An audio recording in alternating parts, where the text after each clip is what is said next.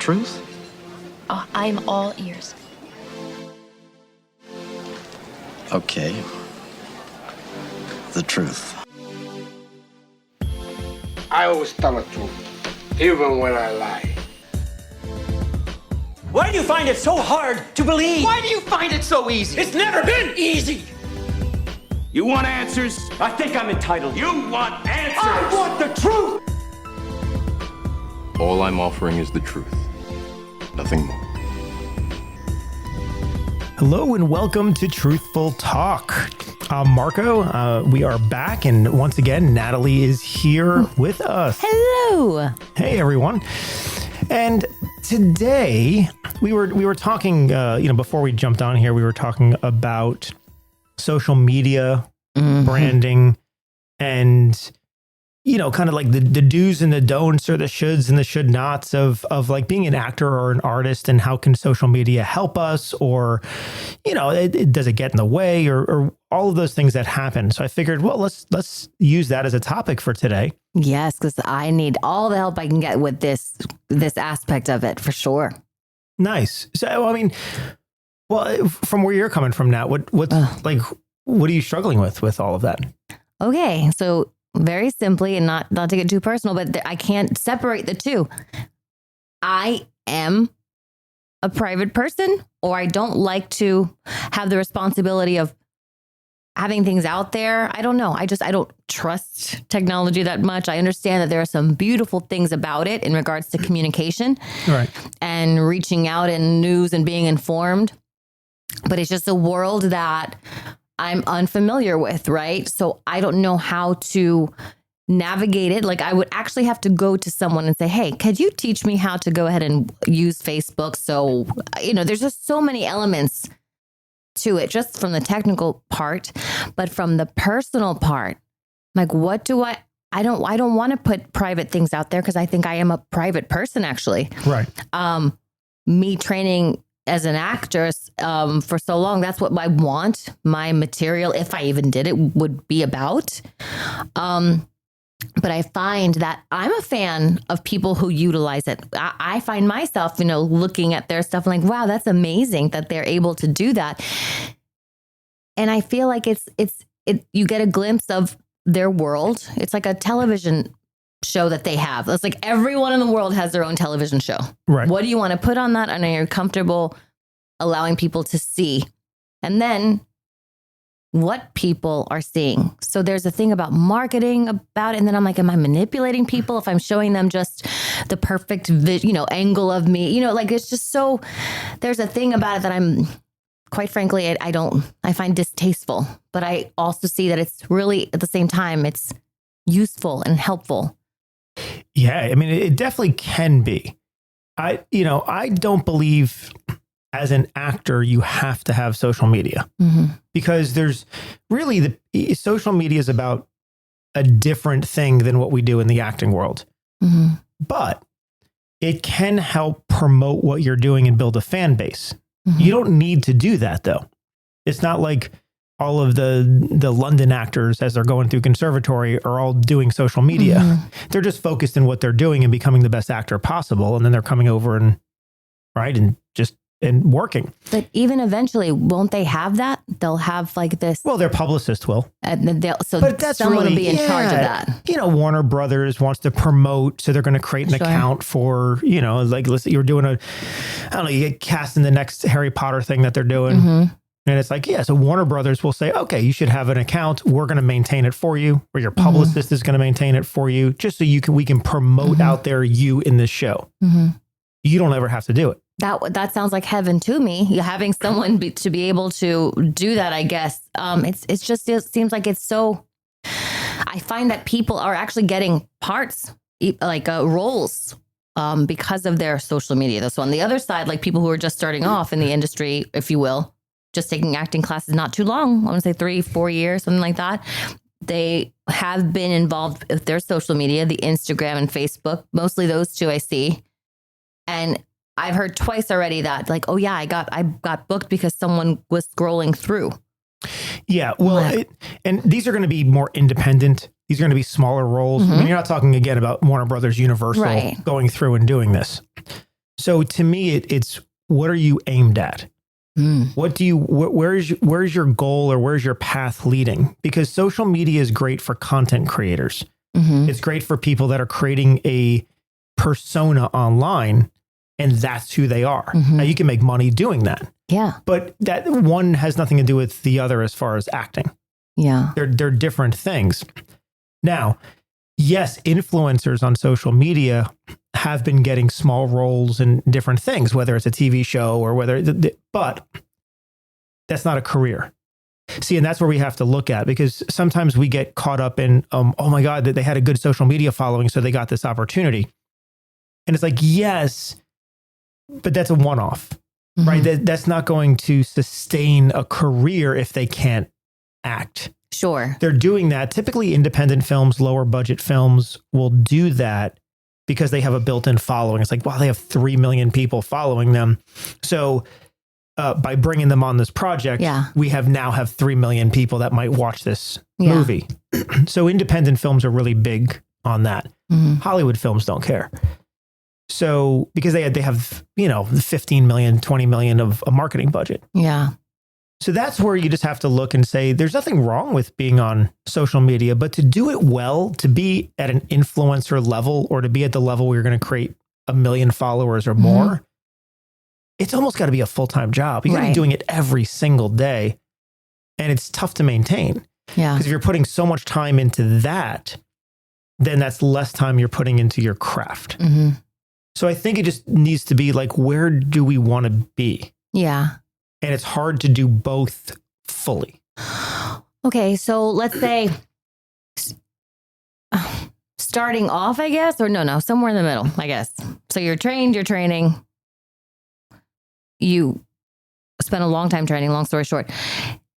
Headshots and all that stuff. Remember, it was a calling card back in the day, right? You would have a calling card. You would have all this stuff. So you have these photos because you are promoting yourself to whomever and you're giving these people this is like what I guess you see yourself as. Right. So that's where I feel like the social media aspect would be beneficial for someone to maybe have like some kind of I don't know, like, the photo, you know what I mean? Good, what I'm trying to say? I think it's good to have some presence where people can validate you, but that can be IMDb. If you have some credits on IMDb, it's worth investing in IMDb Pro, where you can put your headshots, your resume, and everything just right on there. And then you just bring people to that. It can be an Instagram account, a TikTok account, but like TikTok, if you're not updating it. Right. So Instagram's a little bit better. Yeah. Because that's Instagram to me is between TikTok and Facebook. Right. Okay. Facebook is for us older people. And then, right. I mean, it's like younger people aren't using, Facebook really. It's more of that's a Generation X millennial type of thing.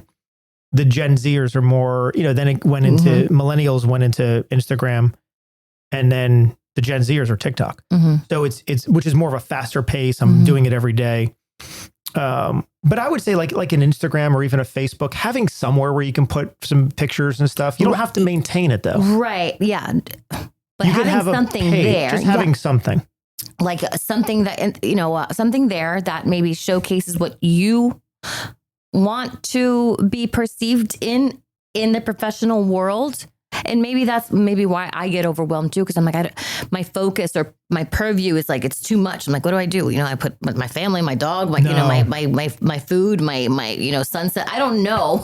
As an actor, as a content creator, you could incorporate your personal life. There's different. Okay. Yeah. As an actor, I would separate the personal life. Yeah. I would just be acting things. And to me, Instagram, if you're only going to do one, I would do Instagram. Yeah. Yes. Because in what I see in even corporate world, not acting, but I know some people who are pretty high in there, and someone got in trouble because I was like, what do you mean you don't have Instagram? Oh no, you need to have Instagram. You need to help this network continue to it's a networking thing, literally in the digital world. And, I'm like slow to understanding that because I just always thought, I was like, whoa, that's so invasive. Right. And then, maybe I don't have the self-confidence to put myself out there that way. I was like, whoa, that's crazy. Everybody, but it's like, it's a way if you can maybe think to empower yourself to say, this is what I'd like, to be perceived as. And this is material that I'm comfortable with when it comes to professional, like acting stuff. Like you're cultivating your own little image. Right. And then leave it alone, I guess. Yeah. And it can be completely you as an actor. So Yeah. if you created an Instagram account for yourself and you didn't put anything personal, Mhm. you're not putting anything about home life or anything else, right? It's just you as an actor. Well, now you can put your headshots on there. Now you can put photos from the theater or photos from Yeah. film. You can do those things. You can do announcements of, Mhm. I don't know, just different things, or, how you feel about, James Earl Jones passing, or, Yeah. right? Like any of those things. Yeah. It can Relevant be, things in the. yeah, relevant acting things. Yeah. That I think is fine. You're keeping it separate, because I'm with you. I don't want my personal life out there, and I don't. I mean, I have a Facebook, I have an Instagram. I no longer use Twitter because I don't know what happens in Twitter. This Twitter no more. It's X. D, X, and Y squared. I don't know. Yeah, it's become such a negative platform, but it's and I have a TikTok, but I don't really use it. So I'm kind You of don't with you. dance on it? But no, but I have a Truthful Acting one. We have Theater on the Edge. Yeah. I mean, we have branded ones that's where we really put stuff out. Yeah. So to me, as an actor, you could do the same thing. You don't have to have it personally, but you can brand Yeah. what you're selling. What's the product? Right. And that's where you can have pictures of you acting, Yeah. or pictures of whatever it is. Sure. You get a review. You can post like a clip of the review a very or something. focused something, Very so it's not overwhelming to someone like me. That's again, like it's crazy. It's so much returning to what are your goals as an actor? What are your goals as someone? It's just fascinating. I find that I have to keep coming back to like, okay, what's my daily goal, weekly goal, monthly? Like I have to revisit that constantly. And then this social media aspect is like, okay, here's the low hanging. Like I need to address this because I think it could be a beautiful opportunity to show someone, like if they do want to look at your name and find out more information, then here are the photos that you're in control of, that Correct. so it's like relaxes you a bit instead of it being like a place of, I don't want to say desperation, but a place of that where it's like, I have to do it because everybody's doing it and you don't want to be left out. But I see people utilize it. They're checking people out a lot through social media. Even if they're not admitting it, they kind of are. Well, sure. I mean, just so we can get validation, I think. You don't know who someone is. Let's see what they look like online. Yeah. The biggest thing, though, I can tell you what like producers look for is negativity. They're looking, because how you conduct yourself online is going to represent how you represent this project. Ooh. So if I'm a film, let's say I'm doing a $5 million film, which is, pretty good investment for an independent, and I want to bring some people on. Well, I don't want someone that's negatively politicking or negatively, whatever it is. If there's that negative tone, it's like, well, that if I bring you on my project, that I'm condoning that behavior, which means I'm supporting that behavior. Yeah. So most of the time they're looking for, do you have a negative presence online? Interesting. Yeah, they're just making, I can only imagine. Yeah. It's crazy. It's fascinating. It's crazy. It's so beautiful and helpful. Like there's so many things that are so conflicting personally for me about it. And it's like, I want to enjoy, the time with it. And who knows what's going to happen in a couple. And maybe I've romanticized, the mystery aspect of like, oh, I don't need it. But I feel like I think it would benefit me if I had it and I was in control of it and it didn't take over. But it's like maybe once a year. I don't know, whatever. Yeah. Because I just find like it's such a responsibility. If you were posting every day or multiple times a week, I would say TikTok would be the place to go. But that's Right. a lot of effort. For advanced. Yeah, the advanced. That's a lot of effort to do. If you're not, Instagram is a very simple one. It's picture oriented. Yeah. You can put your headshots on there, film shots, like the cinematic, dramatic shots you have. You can put those on there. Yeah. And at least if someone finds your Instagram, they have just a basic synopsis of who you are. Yeah. It's a nice thing to go for validation. You put the bio is like really short. It's like 140 characters. It's very short. And so you could just put a quick little bio. But it's a nice validation point of like, this is this person. Oh, okay. This is their photos. Secondly, if you're going to have a second platform, believe it or not, Dun, dun, dun. LinkedIn. No. Yes. What? LinkedIn is one of the most powerful platforms today. I could fall off my chair. I thought that was just so boring. Like nobody's LinkedIn is the place to be. That's more of the professional platform still, but so many actors, producers, directors are on it. Okay, wait. Literally, there's no words. Okay, so as an actor, what I do, I could have a LinkedIn account. Yes. What? Yeah, we have several of our actors that are doing really well that promote everything on LinkedIn because LinkedIn's that professional network. Yeah, which It's that's like what you want to Facebook without the drama. With. Yeah.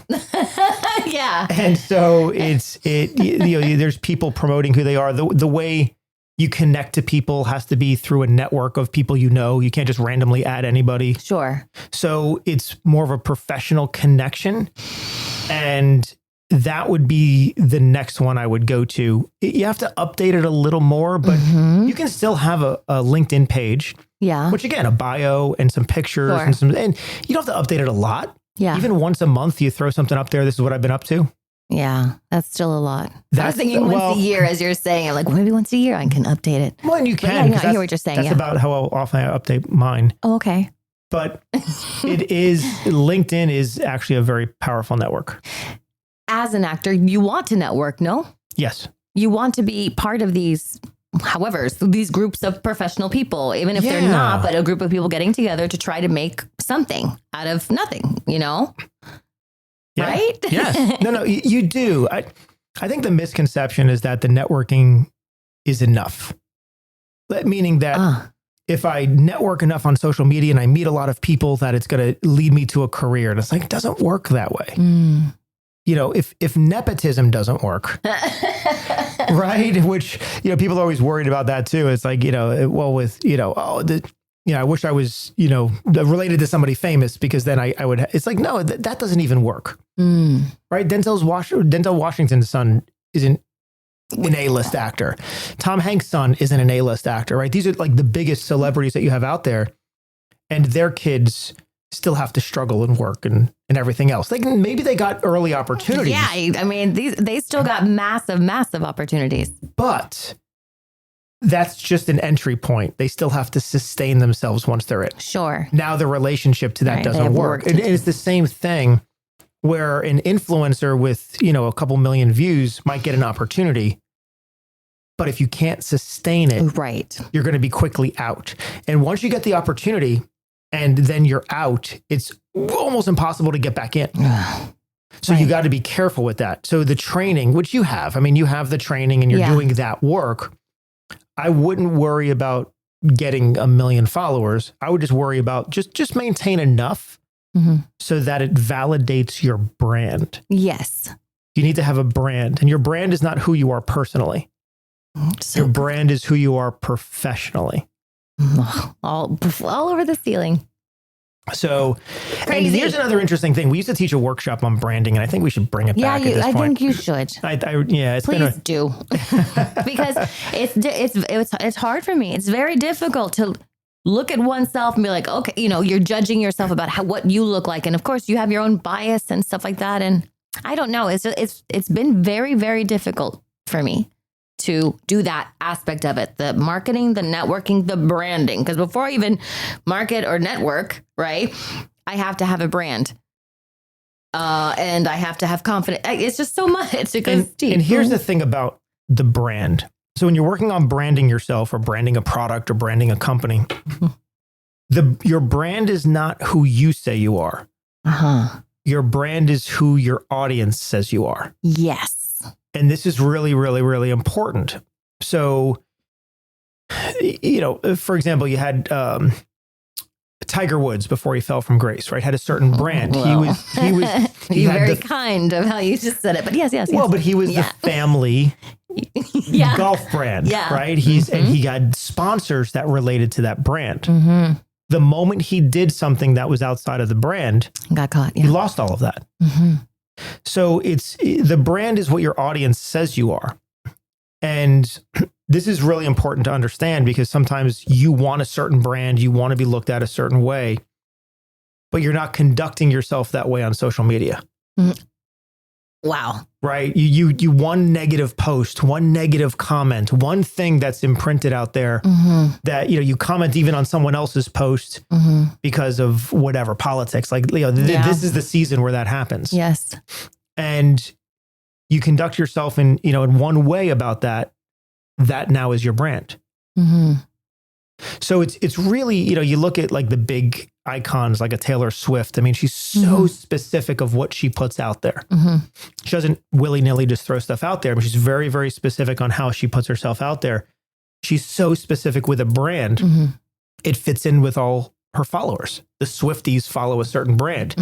If she did something that was outside of it, it would cause everyone to pull back. So you have to be really, really careful. And this is why I say you got to separate yourself from, you have to be really true of like, okay, what do I want my brand to be? And let's see if I can conduct myself online, which is basically your marketing, your public relations. Let's see if I can conduct myself in a way that then supports that brand and be really careful not to do anything that conflicts with the brand. But that can ebb and flow and change in the future or whatever. Completely. Crazy. So when you think of Denzel Washington, whatever we think of him is the brand. When you think of any actor, what we think of them is the brand. So, you think of like someone like Russell Crowe, who has a brand issue of being really difficult to work with. That's a brand issue. Reputation. But reputation is brand that feeds into it, right? Your behavior on set, your behavior publicly, all of that feeds into your brand. And then, so we have to realize that if you and this all comes back to social media, because we think of, social media is just posting cute things or this, speaking my mind. And you can be someone that is vulgar, but that needs to be part of your brand.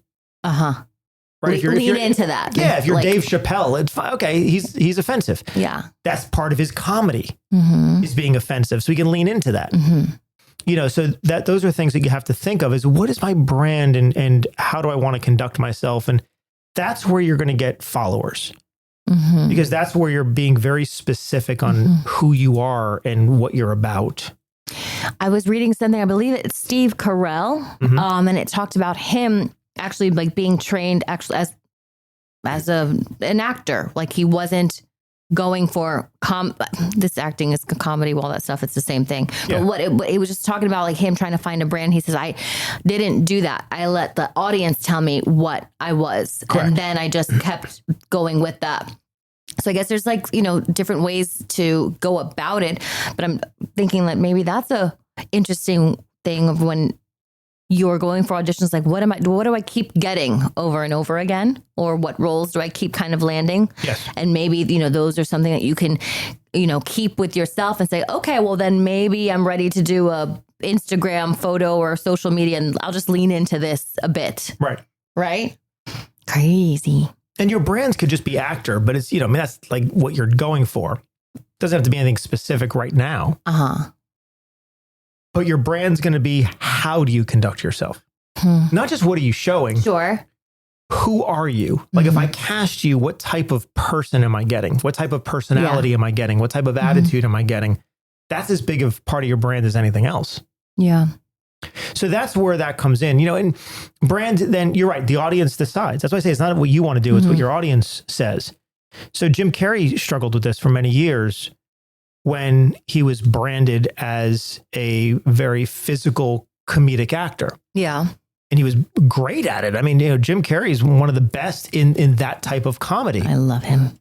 But he also wanted to do dramatic comedy, but it was opposite his brand and they couldn't sell it. They could not sell it. They really struggled. Now it's a little different because of everything that happened with him, but it is an interesting thing. When you have a brand, it's difficult. When your audience sees you as one thing, it is, but that's what he created. He created this very high comedy brand through In Living Color when he Oh, yeah, started, yeah. and then Ace Ventura, and then Fire like Marshal all Bill. of the Liar, right? He's got all these brilliant movies. And it was brilliant. Oh, brilliant movies. But then when he wanted to do a movie like, there was a movie he did called The Majestic, which was a family drama.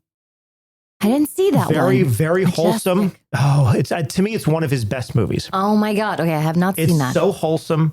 It's anti Jim Carrey because it's not funny. He's not being funny. It's Yeah. just it's a person that gets amnesia in this town, and I forget what it is. It starts off like him having a car accident or something, like driving somewhere, and so Okay. he's in this town and he's trying to figure out who he is. But very, very wholesome family movie, Yeah. and it's one that he really wanted to do. His audience rejected just because it wasn't funny. Gotcha. So it was opposite his brand. Yeah. So that's where brands really comes in. So I agree where keep your brand as wide as possible, but think of brand not what you are necessarily, but who you are, because that's what you're selling. But that, see, it overwhelms me because then I think, you change every, you go, there's all different aspects to who you are. There's the intimate side, there's the fun party side, there's this side, there's so many sides. Yeah, but you can only do it if the audience accepts it. Right. So then you have to kind of experiment with that. And that's what you would, like, let's say you're at this higher level, you would experiment with somebody who's in marketing and say, let's see if this one works or this one works. Yeah. Well, and to me, that's where this deeper level process of acting that we do is a benefit. You look at a Gary Oldman or a Meryl Streep, or you look at some people that can dive deep into full characterization. Yeah. Well, now they can morph into different things. And now being labeled a character actor is not a bad thing. Yeah. Right? When you're a character actor, it means you can do multiple things. Versus if you just if you're a brand actor, Tom Cruise is a stunt actor. Okay. Sorry. I was thinking Tom Hanks. I was like, no, just kidding. Yeah, Tom Cruise. Tom Cruise, right? So every movie he's in, it's all about, okay, what crazy stunt is he going to do? How fast is in he going this to run? one? Yeah. Exactly. Yeah. This time. Yeah. What mountain is he going to jump off of? What shuttle is he going to attach himself to? But, that's great. That's what he wants to do. But now if he comes back down and does something more subtle again, I don't know. Is his audience going to accept it? So these are things. Now, listen, when you're, $100 million actor, you have a lot of leeway to do whatever the hell you want. Yeah. But when you're starting out, it's important to understand that how you conduct yourself online is important. And to me, it's better to have no social media than a negative social media. You know what I keep hearing, and you have said it, and I've known you for years. I had my let's say my reel, blah blah blah. I let someone watch it, and they're like, and I took a long time getting this material together. And what does he say? He says, there are some really good pieces in here, and he's like, there are also some pieces that you should eliminate right away. Yeah, because you want it to be the best quality, the best blah blah blah blah. And all I hear, I see you fly on my shoulder with your little wings and your glasses, and you're like, I'm like, oh my goodness. So it's better to have less, yes, better quality, yes, than more that aren't. Correct. Man, that's a hard lesson. It's a weird, we're living in a weird time where, especially like we're in the Southeast, right? So in the Southeast US, a lot of agents push for actors to get demo reels more quickly. And I think that's such a disservice to actors. Yeah. I know it makes it easier for the agent, but it's a disservice to actors because an actor will be, year 1, year 2 into acting, and the agent's like, you need a demo. And it's like, no, a demo is supposed to be the best of you can do. And what I always tell my actors, and for any agents out there, you can absolutely give me a call and we'll talk through this. Ooh. But if you ask an actor to put in a demo reel too quickly, yes, it might benefit you, but it's going to hurt them in the long run. A demo reel showcases, when people watch it, producers and directors, this is the best of the best this actor can do. And it's so limiting. I always give the same advice to actors. It's better to have no demo reel than one that is not all the way where it needs to be. Yeah. And here's the thing: when you have material that is where it needs to be, you no longer need a demo reel. It's too. Yeah. So to me, I always say, listen. When agents say, hey, I really want you to have a demo reel when you have no material, then I just say it's in process. I'm working on it. Okay. Because you'll still get the audition. Mm-hmm. It's all about the audition. But what I've seen over and over and over is a demo reel with bad clips in it, for example. Yeah. That could stop you from getting the audition. Right. No demo reel, you'll still get the audition. But if they look at this demo reel, which are clips from things that you didn't have anything to do with, things that, other people are putting together and maybe they're not quite there yet or whatever. All someone has to do is look at that and say, no, this isn't what we need.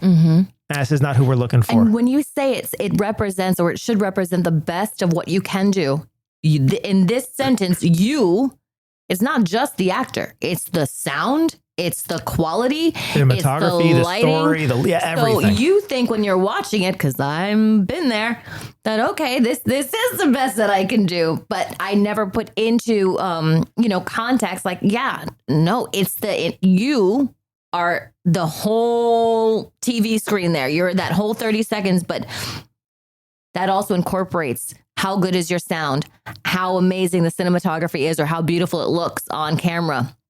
So it's not just about your acting that you think that they're going to look at. They're looking at the whole thing, because it's like a subconscious snapshot, in my opinion, of is this person, a serious, of someone who takes their craft seriously, that they only want to put the best out there. Yeah. Right. That's what they're seeing. So if they see me with my, I guess, let's say my backdrop or whatever it is, and it's a mess and it's falling, it's hanging, my lights, my you can barely hear me. If they see that, they're not going to look past that. They're going to be like, well, she obviously needs to get her stuff together. She's cute, but next, because they don't have the patience for that, or it shows that you're unprofessional, or it shows something that they're not looking for. Think about it this way. So there's a perception of LA that the Southeast does not have capable actors at the same level of what they have in Hollywood. It's a perception. It's not the truth. But part of that perception was caused by agents and casting directors here in the Southeast that were pushing actors who weren't ready yet to put together demo reels. And now when you have an LA producer, an LA director, so forth, an LA casting director looking at some of these demo reels, of course they're not going to hold up.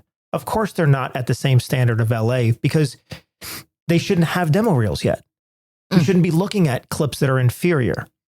But all of a sudden those clips are out there. And so LA's perception is, we don't have strong actors in the Southeast. We have great actors in the Southeast. Yeah. Great actors. And well-trained actors. And so it's unfortunately giving the Southeast market a bad name because of this one thing. And again, any casting directors here in the Southeast, any agents, please reach out to me. Let's talk. I mean, I think there's a better way to do it that could benefit both actors and you as an agent or casting director. I think there's a much better way to do it, but let's talk. It really is a disservice. Now, I also want to look at London. I know there's a lot of other markets, but let's just specifically look at London. These are actors that are theater trained. They come out of university, they go into conservatory, which is deep level process, right? That's what we do at TA. They spend 3-4 years in conservatory. They come out of there and do repertory. Repertory is repeated theater over and over and over and over and over again for a couple years. Where's their demo reel? They don't have a demo reel. They're doing theater for 8 years straight. But then they come over to LA, they audition for things straight out of theater, and they're brilliant. Yeah. They don't need a demo reel to compete. So that's crazy. I know.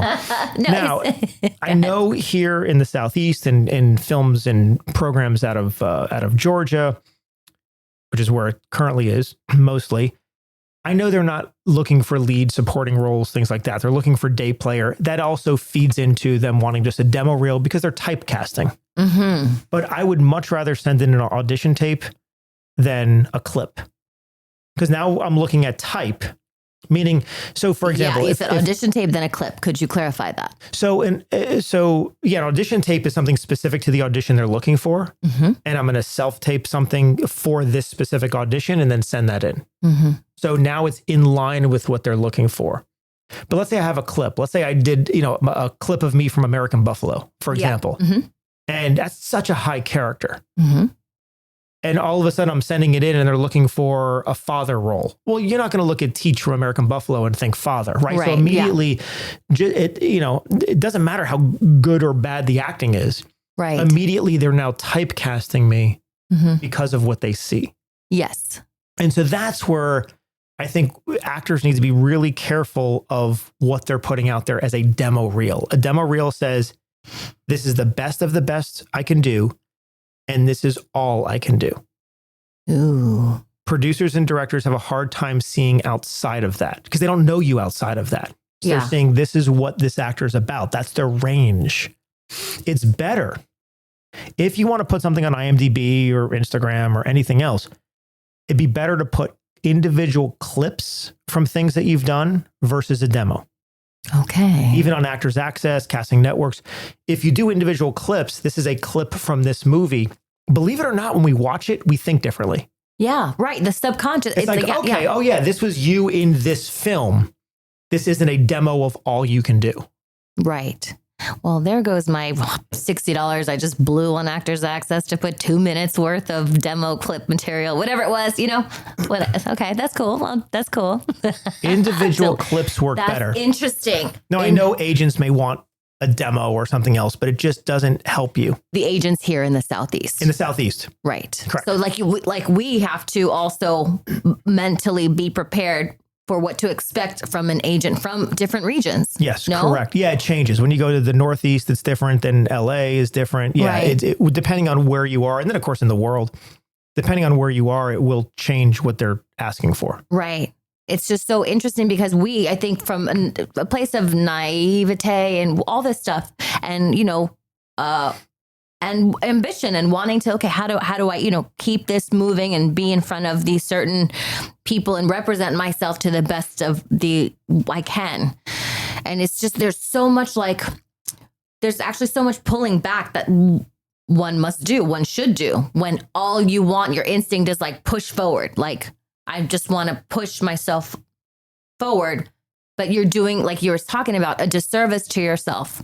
Yes. That you don't even recognize. You think that you're doing a good thing. And it's like, I guess slow and steady wins the race. And then back to the conversation about the positive utilization of social media, then that's something that you can help yourself have slowly with branding, with things that you can slowly be in control of. Well, sure. I mean, social media now becomes a place where, you post, I got cast in this film. Mm-hmm. Here's like an image of the poster. I got cast in this film or whatever that is. You can post some things. Oh, I'm on set shooting today. Really excited. Yeah. And you're promoting the film. Right. And then eventually when it comes out, you can say, oh, here's a clip from this film that I was in. I'm really excited. It's going to be playing in this film festival, whatever. And, so it's used for that promotion. And those clips can exist on Instagram, Facebook, wherever you want to put them. But they're clips specifically attached to a movie. People perceive that differently. It's fascinating. They perceive it's like, okay, this was you in this one movie. It doesn't mean this is all you can do. Go figure. I think that's incredible because whoever's looking at your Instagram, let's just use that as an example. Whoever's looking at that is also basically, quote unquote, casting you, but taking you into consideration based upon what they see and what they see. If you did post like, I just got this, or this is the group that we're shooting today, or we just submitted to the film, they're seeing a consistency. They're seeing other people want to work with this person. They're seeing like, okay, there's someone that's passionate about it. They're seeing a little more than just what you're even able to do as an actor. They're seeing kind of the whole piece behind the scenes about, you dedicating part of your life to this or your life, which is sweet. I think it's very helpful instead of having, like you're saying, which is so fascinating to me, having the demo that's 4 minutes, 3 minutes, a minute 30, whatever, of let's say 5 out of 6 of those are just mediocre. and Right. one is lovely, one is wonderful. And you just shot yourself in the foot because you put all of that together, thinking that was going to open doors with your agent. That's just crazy. Yeah. Right. Oh my gosh. Yeah. And then that's just the Southeast. I know. And that's just the South. It's a very difficult, the lower rungs of this industry are very difficult to navigate because it's almost as if, and I don't think anyone's doing it purposely. Like, I don't believe there's an agent or casting director doing this purposely. They're trying to make their life easier Sure. in what they're doing. And it's less work on them if they can just say, oh, you're interested in Natalie, just go look at her demo. Right. It's like, yeah, no, I don't want that. Don't look at my demo. Let me audition. Gotcha. And then that's Because where I'll kill the audition. Yeah. Right. But the demo, I don't know how you're going to think of the other roles I've been in that have nothing to do with your project, but I will be able to give you exactly what you need for the audition. Right.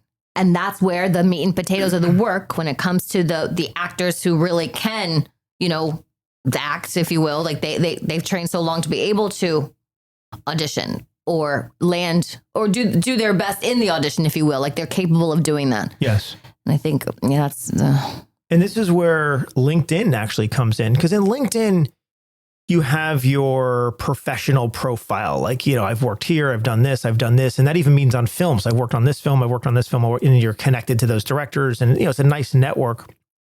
And then on LinkedIn, you can put clips and photos and different things of the different films you worked in. And it's nicely categorized. Like, oh, you worked on this film, here's clips from this film. Oh, you worked on this film, here's clips from this film. Or you worked on this theater show, here's reviews of that theater show. So I kind of like that. And then on IMDb, and those of you who don't, IMDb is the Internet Movie Database. It's been around for a very long time. It's basically a collection of qualified films that actors work in or producers have produced. And to qualify, it has to be publicly shown in a certain type of way. And so you then get this credit on IMDb. This is industry-wide. That is a very good thing to have and very important. But again, it's categorized. So if you have a clip or if you have your resume or you have photos, or it makes more sense. I'm like, oh, IMDb, oh, you were in this project. Let me look at video from that. Let me look at stills from that. I'm not going to think this is all you can do. Yeah. But let's say before I cast you in Say Goodnight, Gracie. Yeah. Let's say I have someone that doesn't know you. And instead, I just saw only clips or a demo reel from the dramatic stuff you've done. Like Gideon's Knot and whatever else. Well, if I don't know you and I just see all this heavy drama, I'm thinking, oh, you're not going to be able to pull off comedy. Yeah. Because I'm watching you act. I'm like, oh no, that's not who this character is. Yeah. And I'm very narrow in my vision of not being able to see that, no, you're a great actor. And so you'll be able to step into this. And that's where that difficulty comes in as well. And to me, this is where theater comes in. Actors need to work in theater and get, work in good theater, work in theater that's going to be critically reviewed, and then collect those things. Yes. Now on Instagram, take a sentence, when, the Orlando Sentinel or something reviews you and pulls something out. Great. Create an image of that. Yeah. And put that online. Yeah. That's, to me, that's the weight. More than a demo reel. Right. Let me see with a third party critic who his job is a to critic. their job is to be critical. Yeah. Their job is to come in and, they're not paid by the newspaper to just give random praise. Yeah. Their job is to give a very truthful opinion. Yeah. And if they're coming out and saying, wow, Natalie was such a powerhouse in this, it's like, wow, okay. So funny. Their job is to be, I never thought of them like, oh, just a critic. There's a critic. Their job is to be critical. That's terrifying. Not judgmental, but critical. And I get that. And so that's why it's like, wow. So if a critic comes out who has no association with you and their job is to the paper. Yeah. And they're writing something positive, to me, that is as strong as anything. Go figure. And so then you create an image or a couple images or whatever, and you post that on your Instagram. Right. Wow. And that's what I want to see. And that's, It's crazy. There's levels to this shit. You can bleep that out. There is. But it's just amazing. It's so much to learn. And then it all comes back down to, on top of it, just the fact that training, like you're saying, do the theater. Does it count also for people to do not just theater, but always working on something like let's say short scenes, things like that? Like if they get together and work on, if they're not casting something, let's say. I think so. And, like that they're just working on something. I think actors should just always be working on something. I mean, you can work on stuff yourself. I think it's more powerful when actors get together and there's a collaboration. Absolutely. So, yeah, I mean, actors just get together and work on stuff. Yeah. Even if it's just for fun, for hobby, just to cultivate the craft. Yeah, absolutely. Just keep working on that. And then networking in regards to working with people who do want to work, obviously we're not getting paid for things right now. But to be involved and reaching out to people who are part of this, let's say film networking, that they want to make films, whether they're shorts, whatever it is. And so being part of that, if you're not cast in a, let's say, live theater and all that stuff, that you can still, there's so many people that you can reach out to and work with in groups and universities and things like that. That sometimes I think as actors, we get so self-conscious or whatever. And we think like, oh my gosh, but I'm not good enough but people want to work with you. Yes. They want to completely. And it's beautiful once you get past that fear and, spend your time doing that. There's so many opportunities out there. We keep thinking that there's nothing available, and there's so many. There's a lot of opportunity. There's so many. There really is. I know. We like to say, we like to say that there's not, because that gives us an excuse of why we're not working on stuff. Oh yeah. But right. There's a ton of opportunity out there. There really is. And not opportunity is going to be, I get an opportunity in a Marvel movie, and not everything's at that level. Right. But there's opportunities to work. There's opportunities to be creative. There's opportunities to cultivate the craft. And we just need to do that as much as we can. Yeah. And then, is there a time for a demo reel? I think there is, but that's when everything comes together and the production is at a high level, meaning the cinematography, the visuals, the sound. I mean, all of that's at a really high level. And then, of course, the story and your performance is at a high level as well. And then you're taking literally 20 seconds of that, and that's it. Right. That's it. That's 20 seconds. Put 3 of those together and there's a demo. Yeah. But I wouldn't rush. No. I would keep individual clips, and you can put those on Actors Access, Casting Networks, IMDb, individual clips, because that still shows work that you've done. Yeah. And stills. Still, to me, still images are great. Go figure. Because, wow, now I can see you acting or see you doing in something. The moment, from a bird's eye view kind of situation. Yeah, I'm a big believer in those as well. And those are great for Instagram and everything else. Yeah. So it's crazy. And one more thing before you, a lot of casting directors were once actors. So they know the other side of it. They know, like, they're rooting for you, but they also want truth. They want groundedness.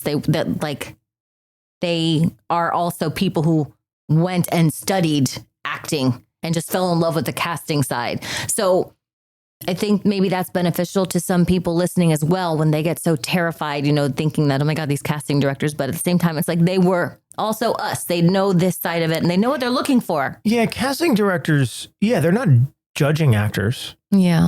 They're rooting for actors. Directors, casting directors. I mean, everyone's rooting for the actor to if I'm hired as a casting director, I have a daunting job because there's a production that needs actors. And if I don't present the best actors for this production, then the production doesn't do as well as it can. Right. So there's a lot at stake.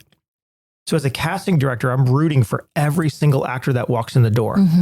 I want you to be the one. I want you to be the one that fits this mold. And if you don't, that's not a criticism on you. It just means you don't fit this specific role of this specific project for whatever reason. Could be age, it could be ethnicity, it could be height, It could be that you don't match up well with someone else, or like maybe we already cast the lead and you have to match up a certain way. Or the ensemble. I mean, there's so many different reasons, and most of it is out of your control completely. But it is a good point. Casting directors are rooting for you. They're on your side. They really, really are. And I think that's an important thing to realize. Yeah. But I think what I'm trying to say also is that they know how to be taken by the truth. They know what this is. Yes. They aren't just someone that used to work at whoever, and turn into casting. They have studied the art of acting. So they are also very much, when they see it, they know it kind of situation. It's just interesting to me. I came across a couple that I was like, oh, fascinating. She went to NYU and she studied, this for this, crazy amount of time. And then she fell in love with the casting process. And for the last, 20 years, she was whatever in LA acting or casting. So it just always blows my mind that they know the language and so the training that you were talking about in TA or any training that you have in London, that you're constantly training so that when that opportunity does come, the audition, you are able to execute and they're able to see that, whether it's maybe not for this project that they're casting, but it might be for something else. Oh, yes. Yeah, we're always looking for things beyond the project we're casting for. Beyond. Especially casting directors. I mean, they have so many different projects, and you come in for project A and they're like, oh, but I have project D that you would be better for. That's so crazy. We'll call you in for that. Yeah. So it's like maybe that helps us as the acting side to breathe into this moment and, all that stuff. So much. So I think bottom line is, yes, social media is fine. It's not anything you have to do. If you want to do it, great. But don't feel you have to, cultivate millions of followers. You don't. That's a full-time job just doing that. So you don't need to do that. But it is, just know whatever you put on social media is your brand. That's part of how the public will perceive you. So be careful and make sure you stay true to your brand. And to me, as an actor, I want to separate personal from professional. Yeah. Definitely. And you can still have a personal Facebook that is limited to your friends and family and stuff. It's up to you. I mean, you can have different profiles. Oh, I might do that. Yeah, because you can have a profile on Facebook that is closed down to just who you want, but then you can have a page. Yeah. Which is for actors, which is open publicly. And that way you can separate those things out. But I would keep them separate. And because the higher you go on the ladder of acting, and especially celebrity, the higher you go up in that, you don't want your personal information just open to everyone. No. Yeah, so you got to be careful about that. Not at all. Not at all. Exactly. All right. Wow. No way. That went fast, right? No way. Yes, I know. Isn't that crazy? Yeah. When you're having a good time. When you're having a good time. Yeah, this is a good discussion. I feel like there's more to come about this. And I'm going to call out, like I would, Sean Philippe, I would love to have him and pick his beautiful brain. Yeah, I think we will. I think we'll have to bring, because, he's more of an expert. Chris Sheeran again, I would love to, because these are people who've really, in my opinion, have really tackled this. And it's just amazing what they've done with their social media presence, and just to be around people who are doing it way better. Yeah. Yeah. So we'll have to make sure we get them back. Yeah. I'm going to call them into existence. Good. We will definitely do that. So, well, thanks for this talk, Nat. Thank you, Margo. Yeah, I thought this was really, really beneficial. I think it's so important too. It's a big elephant in the room. It's a lot. So we'll have to have a part 2 about it one day. We do. Absolutely. All right. And for all of you out there, thank you so much for tuning in. We really do appreciate it. Yes. Yeah, it's always good to be with you, at least for this short period of time every week. And we look forward to talking to you once again next week. And until then, make sure to treat yourself with kindness and reward yourself for the risks that you take. All right. Bye, everyone. Bye. If you'd like to learn more about our studio and what we do, you can find us online at truthfulacting.com. And check out truthfulactingonline.com for our Learn at Home at Your Own Pace courses. So what I told you was true, from a certain point of view. You must unlearn what you have learned. I know what you're trying to do. I'm trying to free your mind, but I can only show you the door. You're the one that has to walk through it.